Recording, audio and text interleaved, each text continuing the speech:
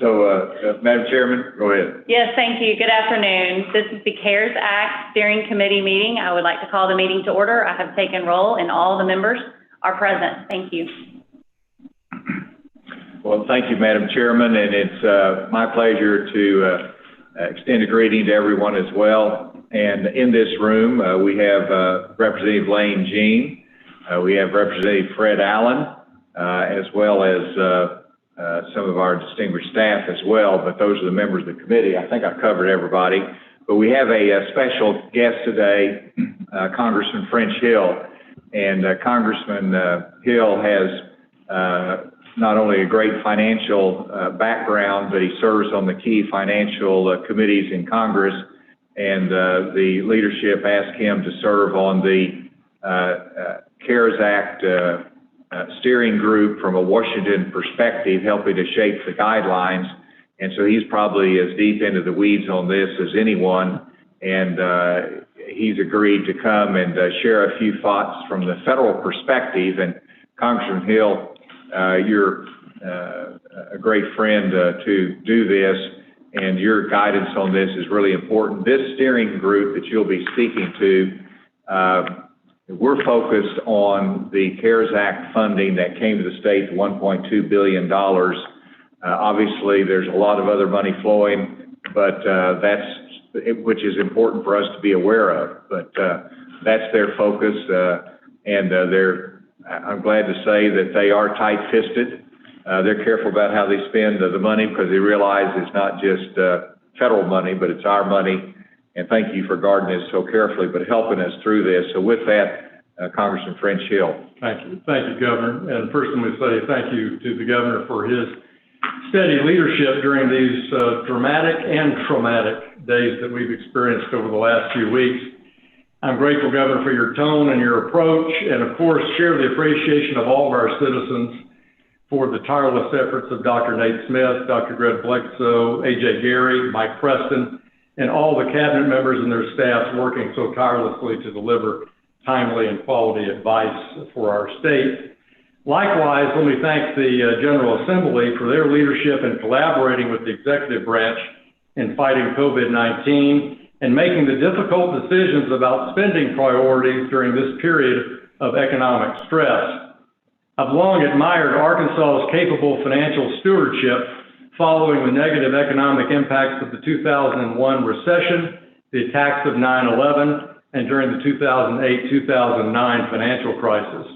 Once again, our state is stepping up and leading effectively. Today, let me outline the actions taken by the U.S. Congress and the Trump administration, along with the unprecedented actions and response of the Federal Reserve. In a typical year, the federal budget is approximately $4.5 trillion. That includes over $3 trillion in mandatory spending and approximately $1.5 trillion of annually appropriated funds for everything from aircraft carriers to national parks to support for education. Since March 4th, the Congress has appropriated $3 trillion to fight the coronavirus and get our economy back to full capacity.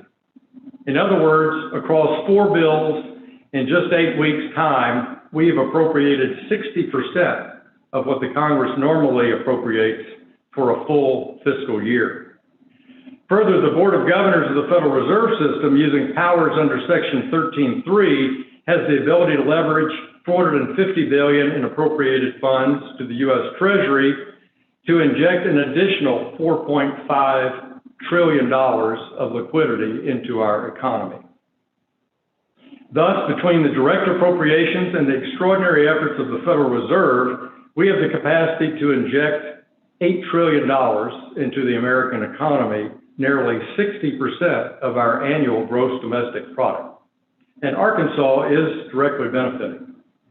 In support of businesses, as of May 8th, over 38,000 small businesses here in our state have been approved for $3.3 billion in paycheck protection loans. Further, the SBA has directly injected more than $100 million in emergency loans and grants to Arkansas businesses. Additionally, the Congress has supported our healthcare providers and hospitals. This includes rural hospitals to the tune of $586 million coming to our state.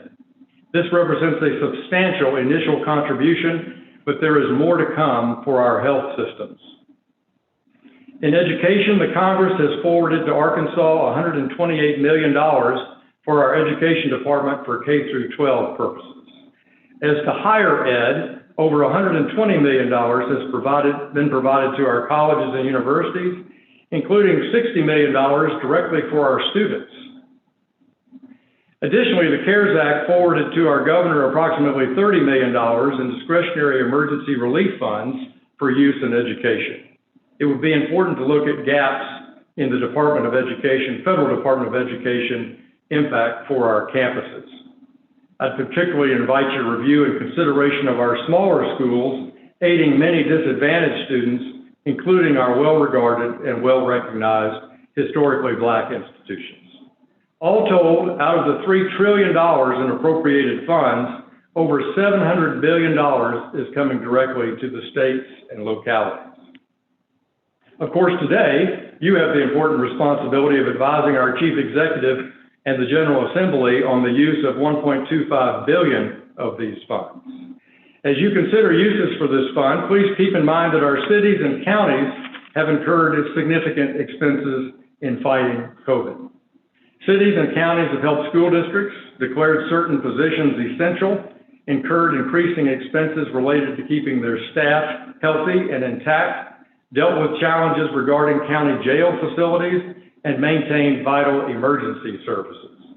While the CARES Act specifically prohibits the states from using CARES Act funds to replace lost sales or income tax revenue, clearly there are many COVID-related gaps where one could think creatively with appropriate legal advice. Also, keep in mind that one of the most important facilities that's been crafted is organized by the Federal Reserve, which is the Municipal Liquidity Facility. While this facility is geared towards larger cities and counties that maintain an active bond rating, it's conceivable that the Arkansas Development Finance Authority, ADFA, could be a useful issuer were a political subdivision in Arkansas to require short-term financing. It's a real pleasure and honor to be with you today.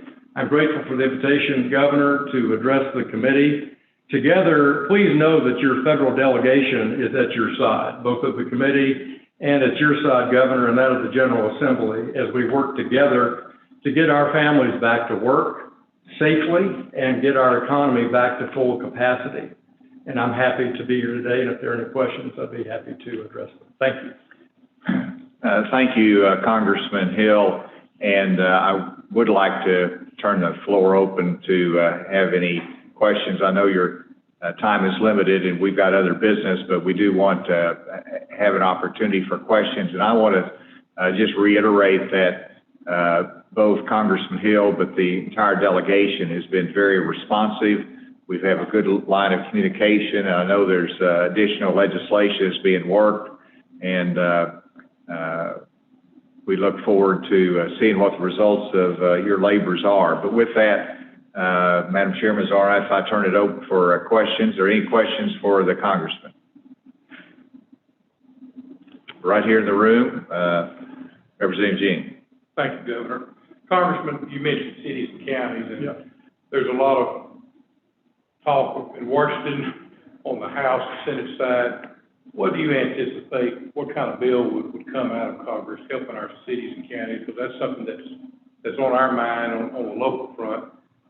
You hear from one extreme to another, and just, I mean, what do you anticipate, if you can anticipate, doing for the cities and counties on this next bill? Well, I think that it's unprecedented, how much money that we've sent to the states and how much the federal government's spending too. So it's a challenging topic. I think the general consensus is in Washington is to see what those gaps are between education and public housing and CDBG funds and the like. Also see the implications of how how the economy reopens, because it's not going to be uniform across the country. We know that. We're blessed here in Arkansas through the leadership of the governor and the General Assembly that we have not shut the whole economy down, and we're opening it up in stages in a safe way. And we're one of the states that has the least impact of consumer spending and one of the least impact on layoffs compared to your peers around the country, many of whom are in deep trouble. So I would say look for gaps. Know that it's not going to be equal or consistent across the country. So how do you then design something that could be helpful? And I think the Congress is also very concerned about long-standing profligate spending in certain states and how you balance that issue. So Lane, I'd say it's still under debate in both the House and Senate. I want it to be something that's a consensus that reflects bipartisan priorities. And I think you'll see that over the next month as people reflect on those two things. How have we spent the money? How is it being used and how effectively? And how are the economies opening up around the country? Thank you. Thank you. Anyone remotely?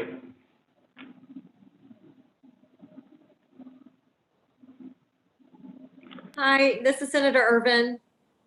Hi. Hi, Senator.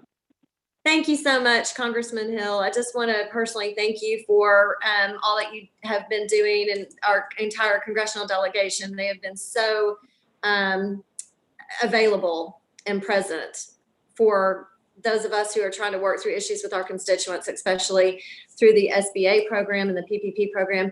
My question is on healthcare and our hospitals, clinics, those types of things. We know that the Medicare funding that came through and some of the other funding levels are predicated upon how much our commercial insurance companies pay in reimbursement, which is actually lower than most other places in the country. So that created a little bit of less money, I guess, coming to Arkansas versus other states. Is there, that's one of my biggest concerns, is making sure that our healthcare infrastructure is stabilized and prepared to move us into the future. I mean, it's so key to economic development in any single little place in the state of Arkansas. So do you anticipate any additional movement as it comes to hospitals or healthcare infrastructure?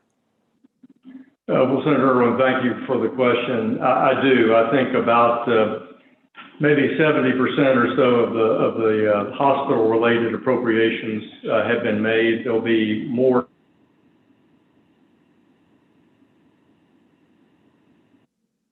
spending like Arkansas to make sure that the help comes here that's balanced with other states compared to just doing it on a Medicare formula. There was one true up that we had for the providers in the state that came in a couple of weeks ago. But I know the delegation is sensitive to that. Chancellor Cam Patterson's reached out to us to be sensitive to that issue. So in addition to that higher federal Medicaid contribution, I think you'll see that we'll advocate for an additional, if I can use that term, true up for the state. We'll be advocating for that for Arkansas. Thank you for that question. Thank you so much, Congressman. Well, thank you, Congressman Hill, for the time you've given to us today.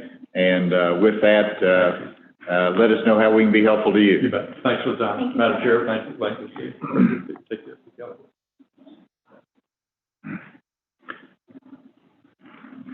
May I continue with a few comments? Please, go ahead, Governor. Thank you.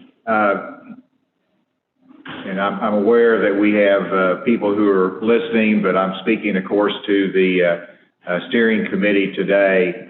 And we've done a lot of good work thus far, but I wanted to tee up some items for your consideration in the future. And first, I want to make sure everybody understands I'm not asking for any votes or approvals today.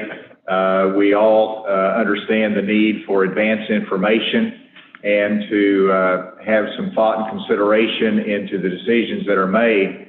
But I wanted to outline what I see are sort of the next round of spending decisions that need to be made and tee it up today so that then they can be followed up with some paperwork during the course of the week and hopefully next week that they can be considered. And it really comes down to the infrastructure that we need that I think Senator Irvin was talking about. The infrastructure that we need in terms of testing, in terms of tracing, in terms of ability to do vaccination when the vaccine comes out, to utilize this money for our healthcare infrastructure, for delivery, and for dealing with any upticks that we might see or resurgence that we might have in COVID-19 next year. We hope that it dies out or reduces, I should say, in terms of the summer, but everybody from nationally to here in Arkansas understands there's a risk of it trying to come back and peak again next year. So we want to be prepared for that and build the infrastructure. And so I've asked the Department of Health for their needs in terms of infrastructure. I've asked higher education for their needs in terms of infrastructure to be prepared for healthcare next year.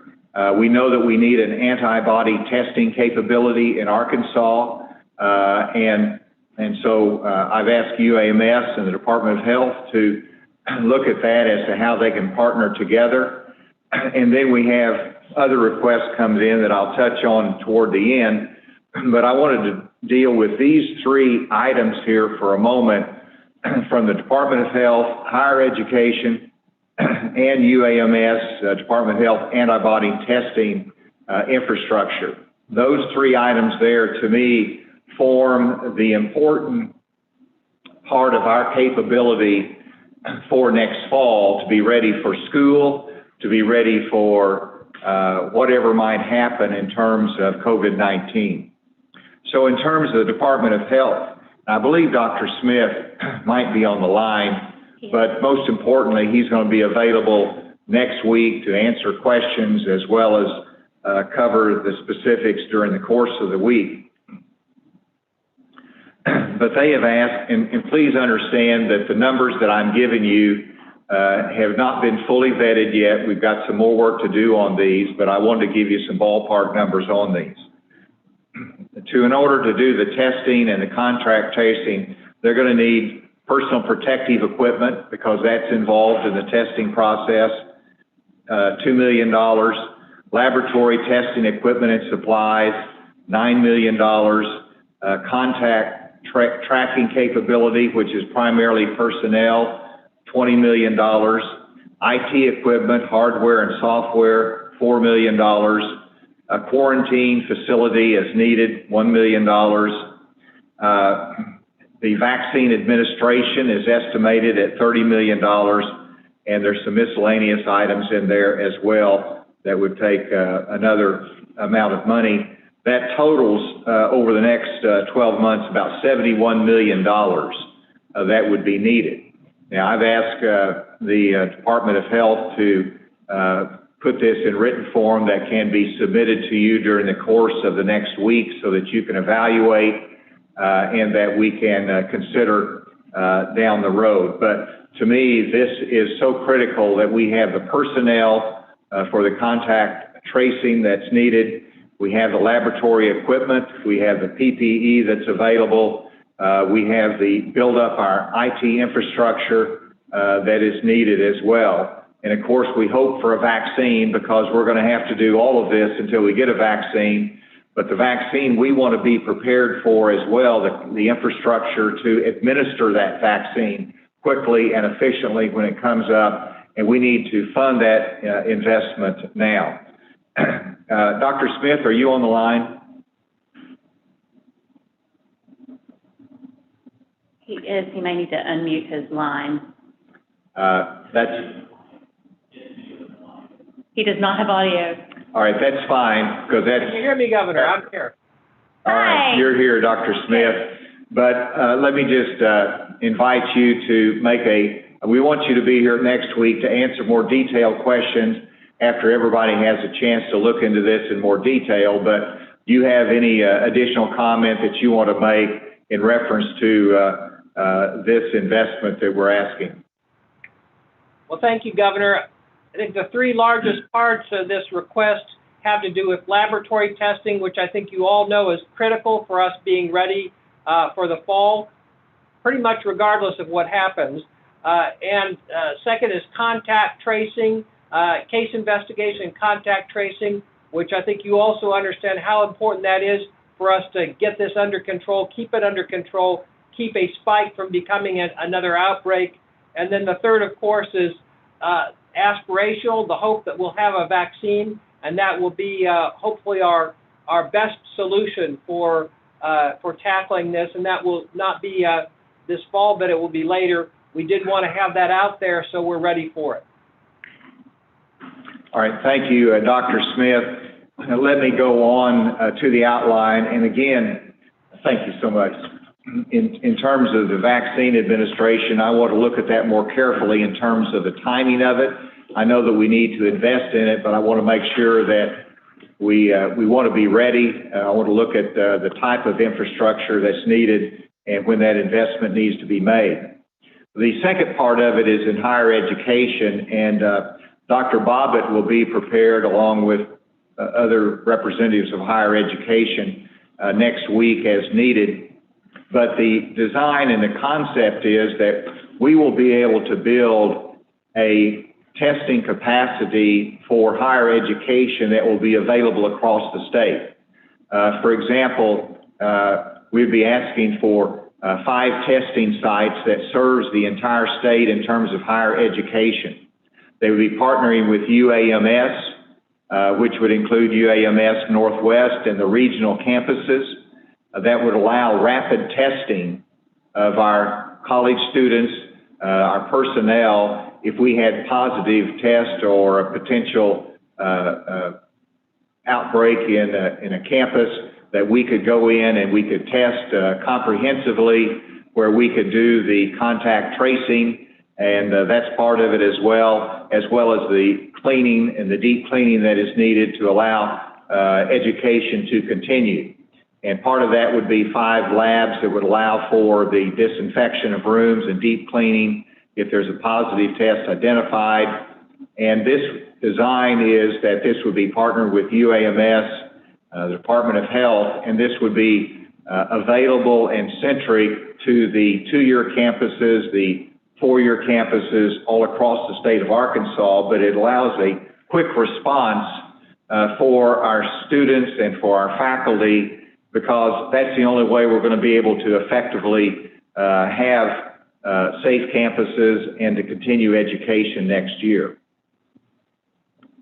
The estimated cost of that is about $15 million to be able to do those sites. Again, that's preliminary information. We want to be able to get out more detailed information, but that is the amount that's been estimated.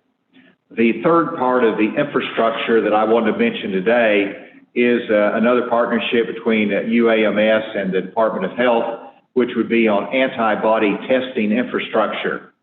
And the design is that, of course, you know, we have the testing that we currently are doing through our commercial labs, the Department of Health, that detects a positive case of COVID-19. But we also want to be able to do antibody testing that allows us to know who has had it before. And it gives us a greater body of information and understanding of where we are in the state of Arkansas.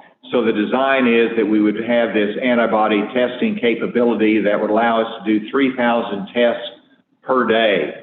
And that would require us to buy the equipment, to have the personnel in place, as well as the ongoing infrastructure for this.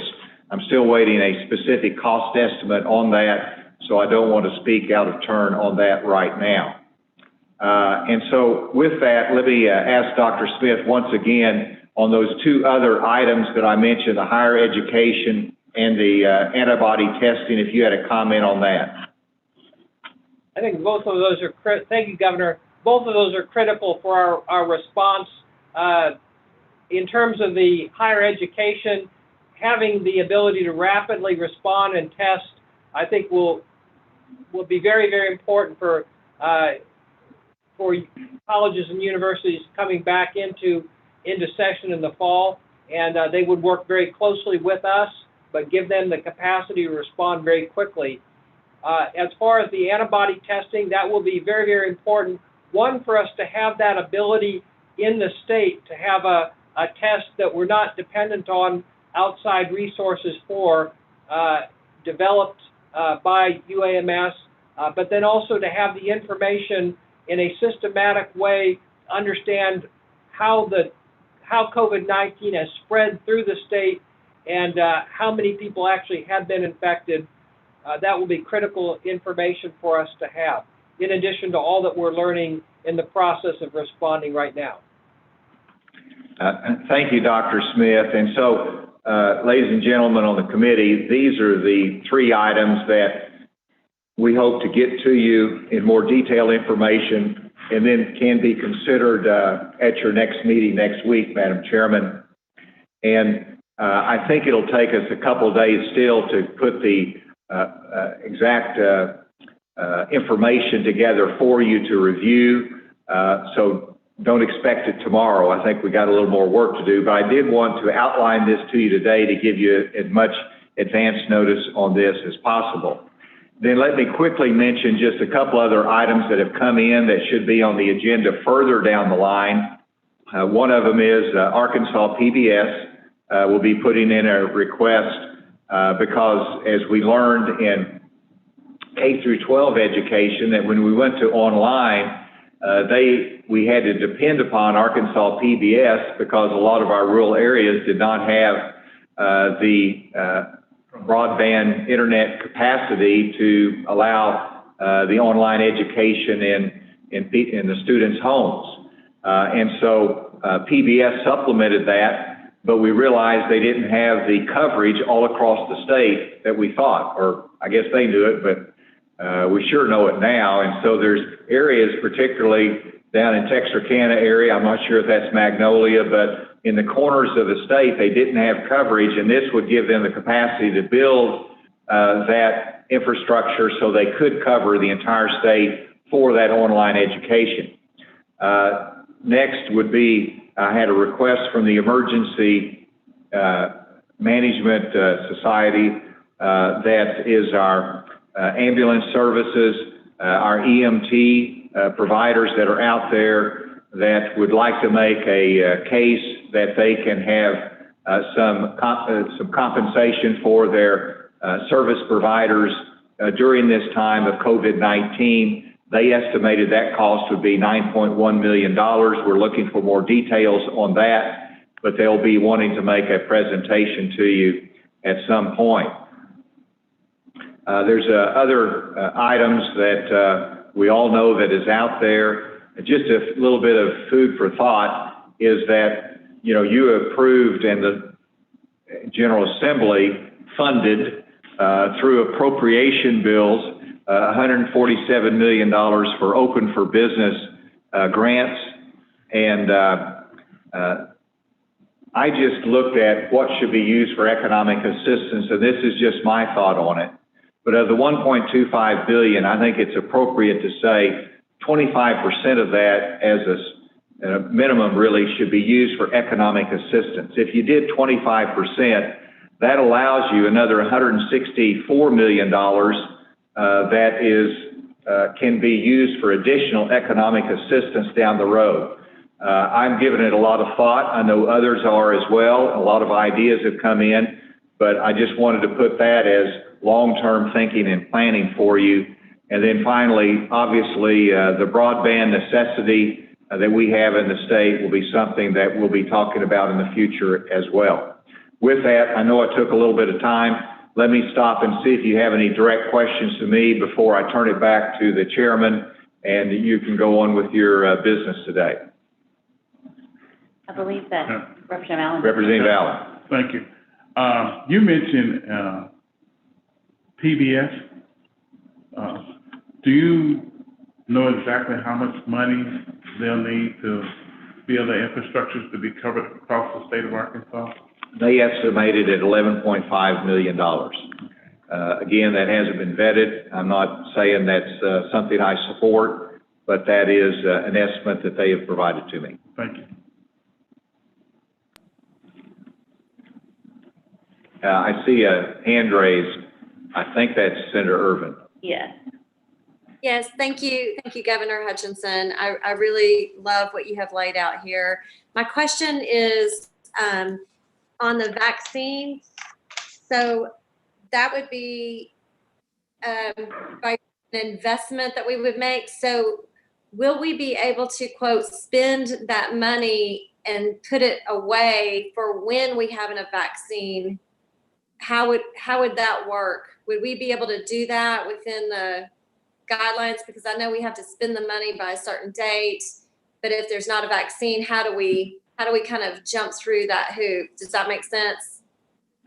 It does, and that would be, well, first of all, I haven't fully looked at or received all the backup information on that from Dr. Smith and his team, but what we have to spend by December 30th is items that are related to COVID-19.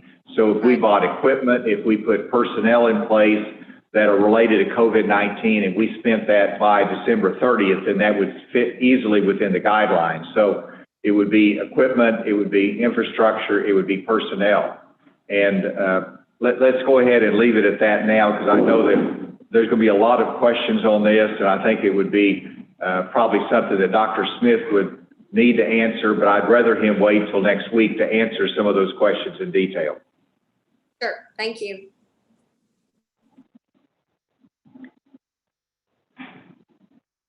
Are there other questions?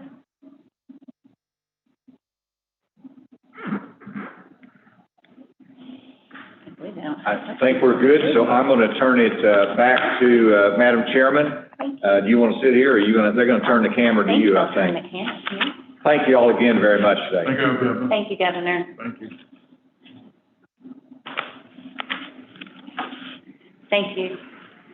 Good afternoon, everyone. We do have the minutes from the last meeting. They were sent out electronically. Does anybody have any issues or questions related to the minutes? And I'd like to go forward. Motion to approve. Thank you. Second. I have a motion to approve and a second. Thank you.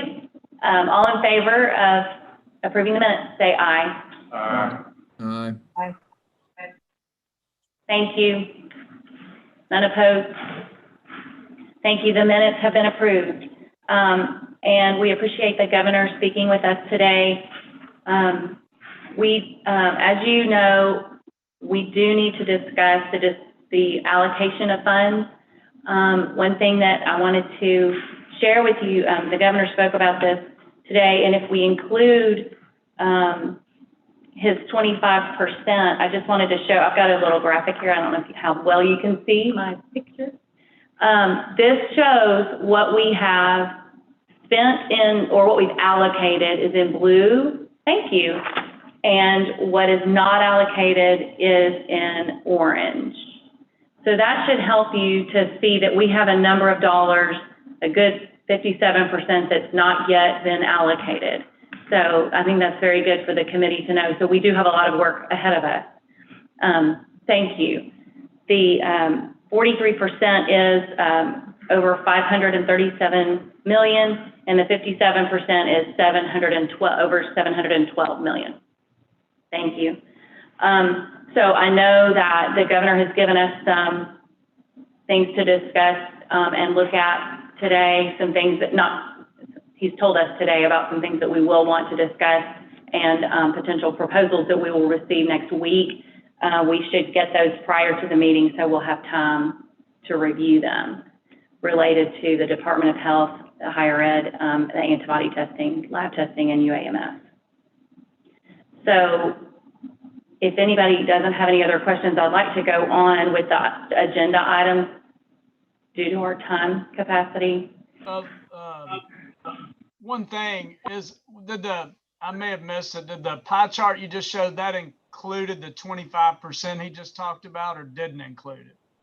Yes, Senator Bond, yes, it did include the 25% that the governor discussed for 25% of economic recovery, and that's a total, adding the 147 million it's included in that. So it's the total 25% is 312 million. I just wanted to make sure I understood the graph. Thank you. Thank you. Any other questions about that? I do want us to have some time that we can set a time where we work through, because we're about to look at the rules here in a little bit.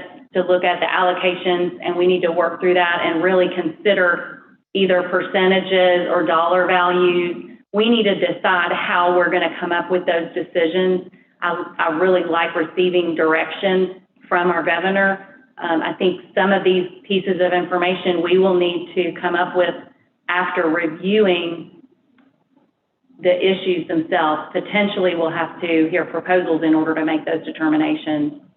But we do need to make sure that we have some money left over towards the end of this. So if we can move on to agenda item number 5, the Open for Business Grant Program. Secretary Preston is on Zoom, and we have an update from him. All right. Thank you, Madam Chair and fellow committee members. I appreciate your good work on this. And I did update the ALC on Friday with the numbers, and I won't go back and go over the entire program, but just to say, and I think the governor alluded to, we ended up at $147.7 million in request, which the ALC approved additional appropriation for on Friday to cover the 147.7. This represented 12,233 applications, some 250,000 employees that these businesses cover. It's roughly 25% of the entire Arkansas workforce. When you break the numbers down into category by application, 40.6 million in requests, 94% of their requests were businesses 50 employees and fewer, and as well as we had 46% of the applicants were women and minority-owned businesses. If you remember, what we agreed to with the legislature was that 75% of all the funding would go towards businesses with 50 employees or fewer. So based on the applicants and the numbers that came in, we had to go back and cull through the 12,200 to figure out where we were in terms of our ability to spend. So we'll not be able to hit the $147 million as appropriated by the ALC in order to meet with what the legislature required to hit 75% of the funds going to businesses under 50%. What we've decided to do, and I've discussed with the governor and the chairs of the ALC, and all were in agreement on this, we will make sure that we fully fund the businesses 50 and under category. Again, that's 94% of the applicants at 100% of the request in order, and that will get us to 75% of the funding going towards those businesses. The businesses in categories of 50 to 100 employees will receive about 70% on average of their request. That's the haircut we'll have to give there. And then companies with employees of 100 and above will end up with about a half. We'll have to cap it actually at 50,000, and then this will account for the other 25%, which will end up winning our funding for this will total $124.5 million overall. The other item I want to bring to your attention in this, well, first let me break down the minority and women owned. As we said, 46% total of the applicants fit into the definition, this Arkansas statutory definition of women and minority owned. If you break that down a little bit further into categories, women owned accounted for 4,100, about 34% of the applicants. Minority owned, 3,258, that's 27%, and disabled veteran owned, 231 at 2%. And if you break it out further into the actual grant amount as opposed to eligible applicants, a little over 28 million for women owned, that's 19% of the funding. 22 million for minority owned, that's 15% of the funding, and 1.3 million for disabled veteran owned, that's 1%. So you're looking there at 19, 20, 35% of all funding will be for minority and women owned businesses. One other piece we want to share with you, and this was feedback from ALC on a meeting on Friday on the disbursement of funds. What we'll do is after we finish culling through the list and making sure all those that qualify are qualified, we want to get these funds out as quickly as we can to hit the economy and start flowing. We'll do half of the grant up front So we'll do that in immediate through a direct deposit to the business. And then we'll ask the business to return in and submit receipts with their plan. And as soon as we receive those receipts, we'll be able to then disperse the second half of their funding. And this was a request that was coming out of the ALC last week. And we discussed with our partners in the IG's office about doing the audits. They thought this would be a lot easier as we go through the audit process. So we'll do 2 payments. And again, it'll be upon the business to verify their receipts, to show us to make sure how quickly we can turn that around. With that, I'll just stop there and see if there are any questions related to those numbers or anything about the program that anyone has. Yes, we do have a question here in the room from Representative Allen. Go ahead. Yes. Secretary Preston, Yes. do you know the time frame for getting the first check out to the businesses? As soon as we possibly can. We're partnering with DF&A to review the list to make sure there's not any delinquent tax payers on there. That's one of the things that would disqualify a company from that, as we've discussed previously. So we've been partnering with them, and as soon as we have that, which should be sometime this week, our team, we got about 20 people working on this. We've had to split up 12,000 divided by 20 people. We got about 600 per individual that they're reviewing. Those that are meeting the requirements are going into a batch, and we should have those batches ready to go as early as next week to hit the direct deposits. So is it safe to say that there's a possibility that the money could be in their hands by the end of this month? Oh, yeah. Okay, thank you, sir. And I do have a question. This is Elizabeth Smith. The question I wanted to just see if you could address the ALC discussed and reviewed the recommendation that the committee had made, the certain dollar value, and I just wanted to make sure if you would address where we are with that. Yeah, so they approved funding for the entire request, which is 147.7. And then what we wanted to do is to come back and review the request, and then based on the additional agreement with the legislature that 75% of the funds would to be spent on businesses 50 and fewer. In order to meet that requirement, we have to reduce the payments, total payment down to 124.5 million to meet that request. So will the steering committee need to review that additional 25 million? Would we want to make I guess that's what I'm trying to decide, is that will the steering committee need to make a recommendation for the governor? I think it must be Senator Irvin. Yeah, I mean, I think I can make a motion to, for the steering committee, the steering task force to recommend the additional 24.5 million would then be the addition to the 100 million previously recommended. So that would be a motion to recommend an additional 24.5 million to be consistent with our current, or with what the steering task force did previously. That would bring us to the total of 124.5 million. Is that correct, Mike? That's correct. And we're exact here. I'll give you it's 124,594,530. Okay, whatever he just said. So it'd be an additional 24,594,530. Okay, that would be my motion. Thank you. And do we have a second? Second. Thank you, Representative Jean. Is there any discussion or questions regarding this motion? Are we ready to vote? All those in favor of the motion to add the 24,500,430. I don't think I got that correct. All those in favor? Give Mike a repeat. Thank you. 24,594,530. Thank you. All those in favor, please signify by saying aye. Aye. Aye. Any opposed? Oh, wait, I'm sorry. Senator Irvin. No, go ahead. Okay. Is there anyone opposed? No, the motion passes. Thank you. Senator Irvin, did you have something? I just had a quick question on the half payment, the reimbursement, what you just laid out. If you can clarify something.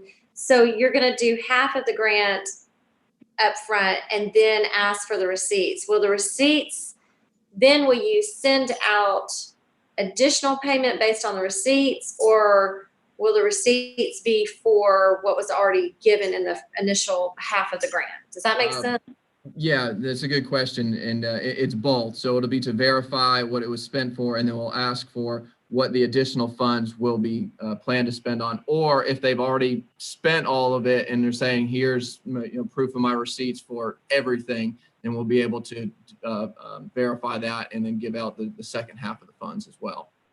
Okay, so but potentially they may not need. Right, so they may not, they might, and that's how we'll be able to, weed some of these out. So, hopefully that 124.5 will be the very top end of what we could do. So that's qualifying everyone at the very highest end, knowing that some of them aren't actually going to be able to hit some of those numbers. So that number could fall down from there. Perfect. Thank you for that clarification. Yeah. Great. And Representative Jean has a question. Secretary Preston, so if you send out half of it and they bring in the receipts and they don't total up to what half of it is, are they going to require to pay back, or are you just going to let them have that first wave of money? We stipulated in the application that if it does not meet the requirements, that we would be able to claw back those funds. An additional information I want to make sure that the committee is aware of is that the Legislative Council did recommend that any funds that were not used would be returned back into the CARES Act fund.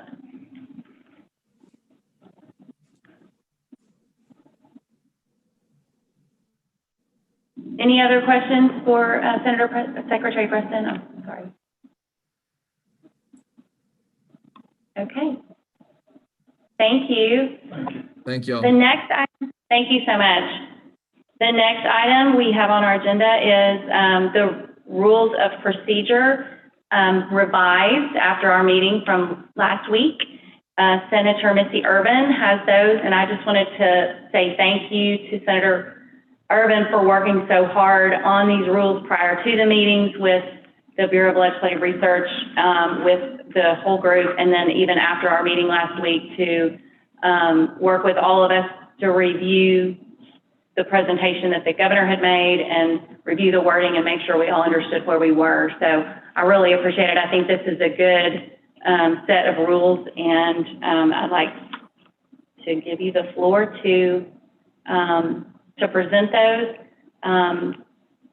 And then after we've done that, we've got some thoughts on additional how things will actually work. We've actually worked through some of that as well. So go ahead, Senator Irvin.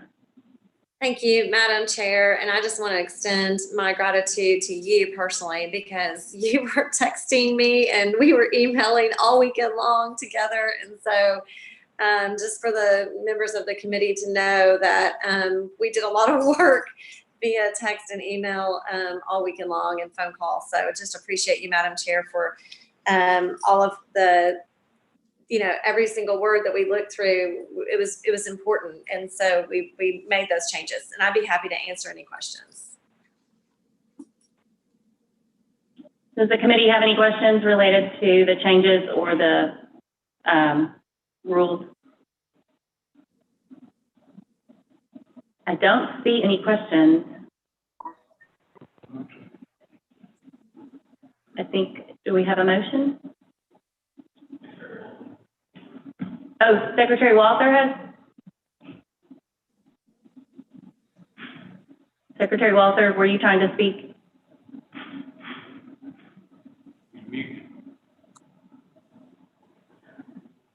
Maybe he doesn't know we're looking at him. Secretary Walther, did you need to say something? Can you hear me? We can now, yes, thank you. Okay. I make a motion that we accept the proposed rules that Senator Irvin has proposed. Thank you. I believe we have a second. We have a couple of seconds. Thank you. That was, I think what we heard was Senator Bond. Thank you. All those, any discussion on this motion?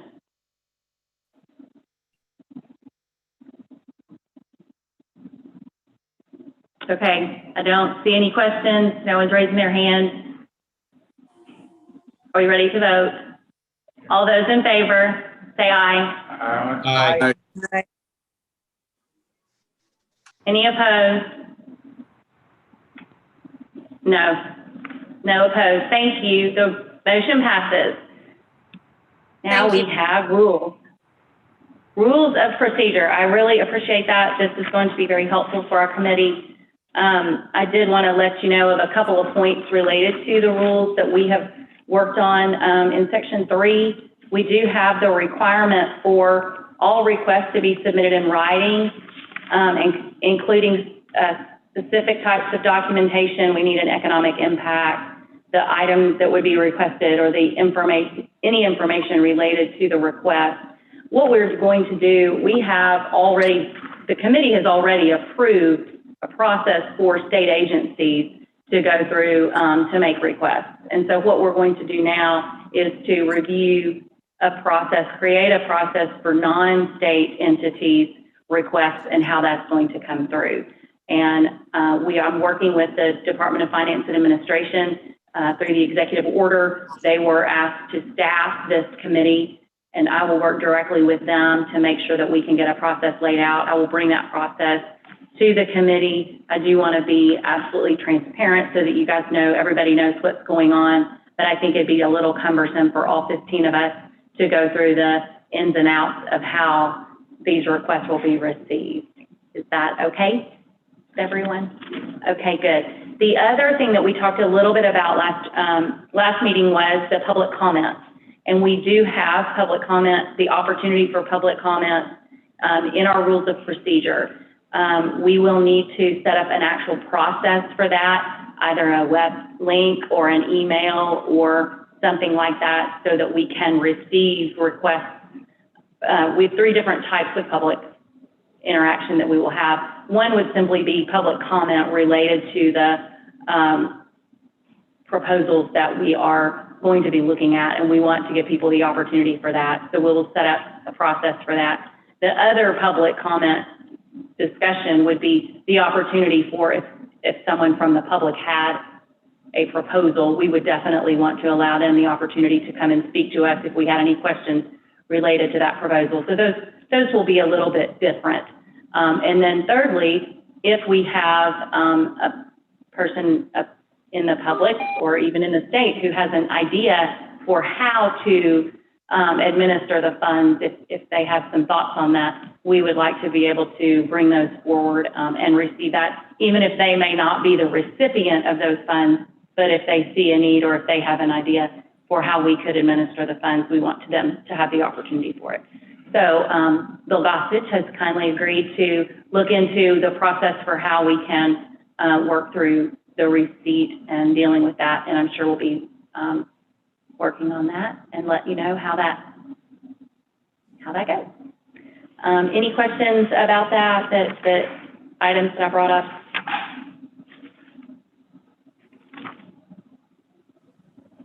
No? Okay, good. The last couple of things we have on the agenda, I lost my agenda, here it is. The Arkansas Legislative Council has asked that the steering committee provide them with a report. And so I will be going on Friday to discuss what our work has been and where we are. What I will do, I'll have our chart, our nice orange and blue chart showing the percentages that are left and the percentages that we've spent. We will go through the actual items that we've already allocated and let them know of that.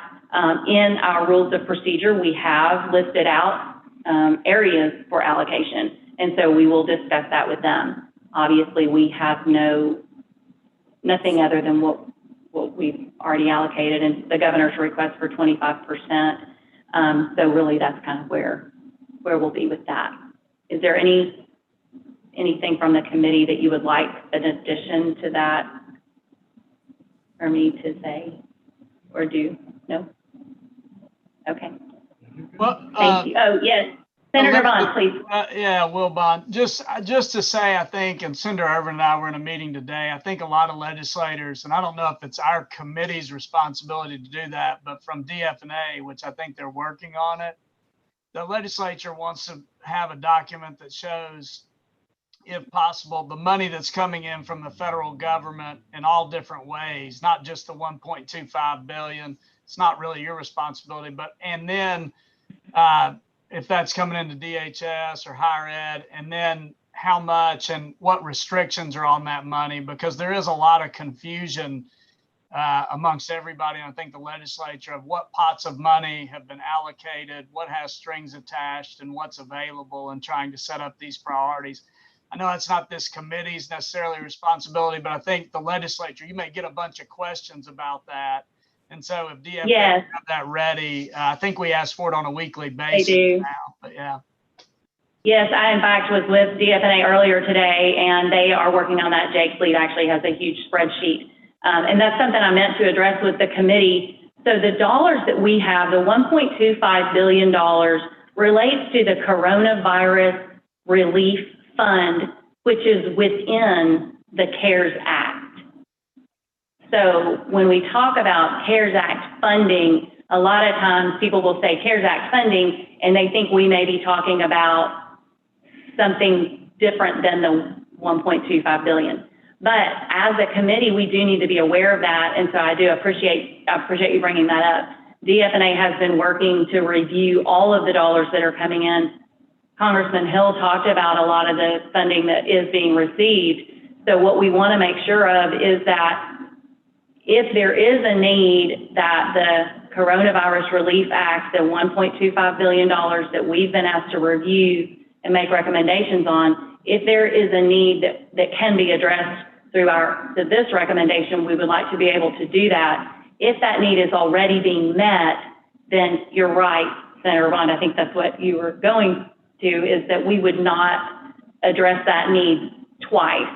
Obviously, we wouldn't pay for the same PPE twice, but there may be an entity that would need both types of funding.